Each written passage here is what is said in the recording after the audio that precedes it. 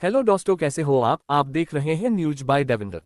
Sweden में 2 साल पहले कुरान जलाने वाले शख्स की बुधवार शाम गोली मारकर हत्या कर दी गई है। 38 साल के सलवान मोमिका को स्टॉकहोम के एक नजदीकी कस्बे में एक अपार्टमेंट में गोली मार दी गई। स्टॉकहोम सेंट्रल मस्जिद के बाहर साल 2023 में मोमिका ने कुरान जला दी थी। इसके बाद कई जगह प्रदर्शन हुए थे। स्टॉकहोम पुलिस का कहना है कि इस सिलसिले में 5 लोगों को गिरफ्तार किया गया है। स्थानीय मीडिया के मुताबिक मोमिका को उस वक्त गोली मारी गई जब वह टिकटॉक पर लाइव स्ट्रीमिंग कर रहे थे। मोमिका की हत्या उस समय हुई जब स्टॉकहोम की एक अदालत उनके कुरान जलाने से जुड़े मामले में फैसला सुनाने वाली थी। स्थानीय समयानुसार बुधवार रात 11 बजे के आसपास पुलिस को संदिग्ध गोलीबारी की सूचना दी गई थी। पुलिस ने शुरुआत में हमले का शिकार हुए शख्स का नाम जाहिर नहीं किया, लेकिन ये बताया गया कि गोली लगे एक शख्स को अस्पताल ले जाया गया। हालांकि गुरुवार को इस शख्स ने दम तोड़ दिया। स्थानीय मीडिया में बताया गया है कि मोमिका को उस वक्त गोली मारी गई जब वह अपनी बालकनी में खड़े थे और सोशल मीडिया पर लाइव स्ट्रीमिंग कर रहे थे। मोमिका पर स्टॉकहोम की अदालत गुरुवार को ही फैसला सुनाने वाली थी। हालांकि स्टॉकहोम जिला अदालत ने कहा है कि एक अभियुक्त की मौत की पुष्टि होने के बाद अब यह सुनवाई टाल दी गई है। स्टॉकहोम के एसवीटी न्यूज ने एक रिपोर्ट में बताया है कि प्रधानमंत्री उल्फ क्रिस्टेरसन ने कहा है कि स्वीडन की सिक्योरिटी सर्विसेज जांच में शामिल है, क्योंकि इसमें एक आशंका विदेशी लिंक होने की भी है। एसवीटी के मुताबिक अभी तक ये पता नहीं चला है कि हमले के पीछे मकसद क्या था।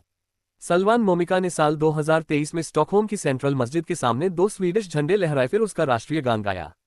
फिर उन्होंने कुरान को जला दिया। हालांकि उनके विरोध प्रदर्शन के इस तरीके से स्वीडन की सीमा के बाहर ज्यादा असर देखने को मिला। उस समय दुनिया भर के देशों ने इसकी आलोचना की थी। खासतौर पर सऊदी अरब समेत अन्य इस्लामी देशों ने भारी नाराजगी जाहिर की थी। मुसलमान कुरान को अल्लाह के अल्फाज के रूप में देखते हैं और कुरान के साथ इरादतन छेड़छाड़ या अनादर को घोर अपराध की तरह देखते हैं। इस्लामी देशों के संगठन ऑर्गेनाइजेशन ऑफ इस्लामिक कोऑपरेशन ने कहा था कि ऐसी घटनाओं को रोकने के लिए अंतर्राष्ट्रीय कानून लागू करने और मिलजुल कर कदम उठाने की जरूरत है। स्वीडन ने भी इस घटना की निंदा करते हुए कहा कि ये इस्लामोफोबिया है।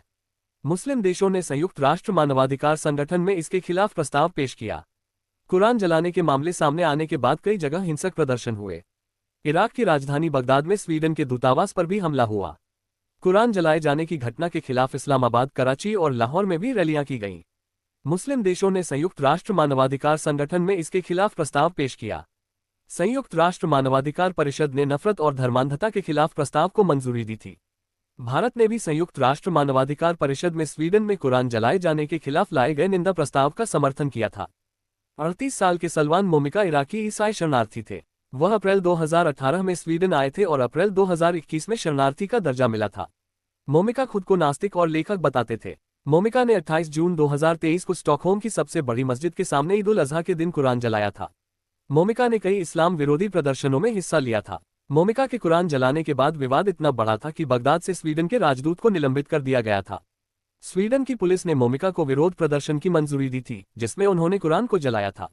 हालांकि उनका ये कृत्य स्वीडन के फ्री स्पीच कानूनों का उल्लंघन नहीं करता था। एसवीटी की रिपोर्ट के अनुसार बीते साल जुलाई में सलवान मोमिका के घर के परमिट को 1 साल के लिए बढ़ा दिया गया था।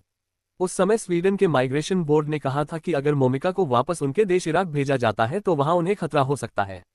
एसवीटी की एक अन्य रिपोर्ट में बताया गया है कि सलवान मोमिका बीते साल मार्च में नॉर्वे चले गए थे।